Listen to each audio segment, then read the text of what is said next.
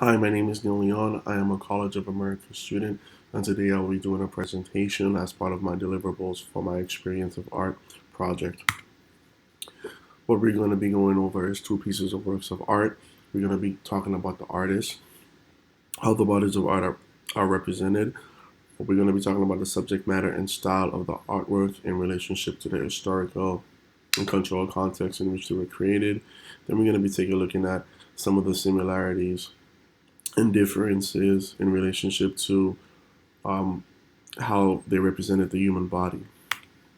The first piece of art we're going to be looking at is the sculpture of David, made by Donatello in what is believed to be the 1440s and was seen in the Medici Garden. This is an extremely erotic piece and embodies the ideas and concerns of the 15th century. It was one of the first nude freestanding sculptures since classical antiquity. It was made mostly of bronze, but also copper and some tin.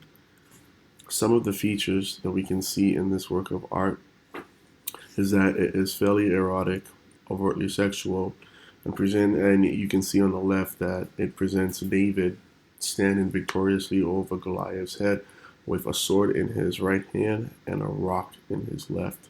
Some believe that to be the rock that he used to defeat Goliath in his battle. Another thing we can notice about this sculpture is how the body seems to be celebrated.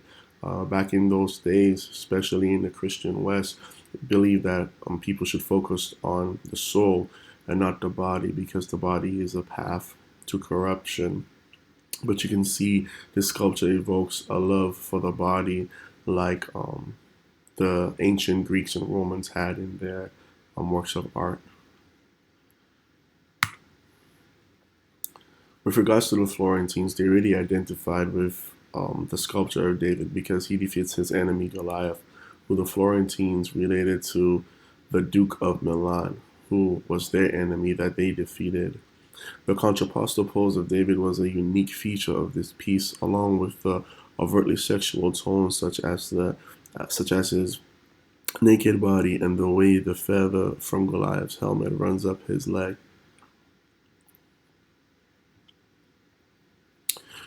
The Oath of the Horaci.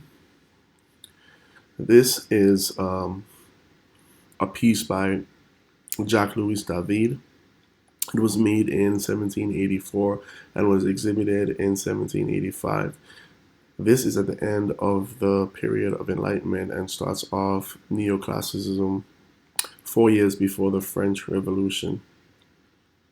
The painting depicts three brothers about to go to war for different sides in the name of Rome. It shows a sacrifice needed for revolution to take place. A real virtuous behavior is seen in this piece.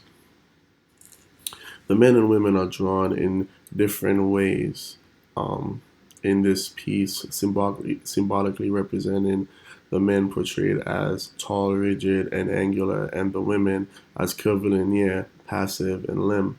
A unique feature about this is the orthogonal lines displayed in it with the vanishing point coming together at the swords that the father is holding. The two works of art represent the human body for men as being strong. You can see that in Donatello's sculpture of David, where David victoriously stands over Goliath's head, um, demonstrating his victory over Goliath and his strength. In the Oath of Horaci, you can see the three brothers reaching out to their father for the swords in anticipation and with a sense of urgency to defend their family and country. However, there are differences in the way that they portrayed the women in the Oath of Horaci. They were they were presented as meek and curvilinear, passive, and with limb postures. In addition to that, Donatello's David was portrayed as sensual and erotic. In both pieces, it is portrayed that in order to secure victory over your enemies, you need to be strong. This was a very this was a necessary position for the Florentines against the Duke of Milan and for the three brothers against the enemies of Rome. In the Oath of Verace, the idea of men going to battle to defend their country, and family and women staying to take care of the family and personal matters was the common ideology at the time. Hence, the women's curvilinear, passive, and limp postures in the pieces of art. Whereas the Florentines believe that you can be strong and free to express who you are, whether or not it comes off as masculine.